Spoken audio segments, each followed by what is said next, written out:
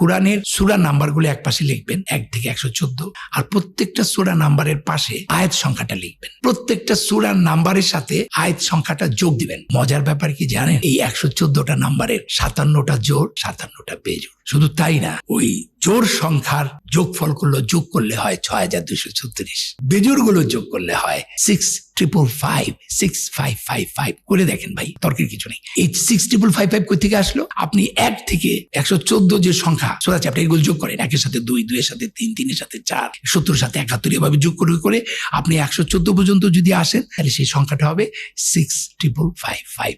তাহলে জোড়াটা হচ্ছে 6236 আর বেজোড়টা হচ্ছে 6555। শুধু তাই না, এর পরের যে ঘটনাটা সেটা আরো ভয়াবহ।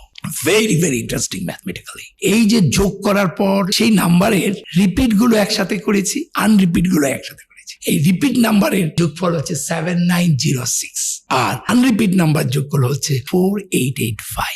এবার 7906 কে 4885 দিয়ে ভাগ দেন, it is 1.618 golden ratio. Can you imagine?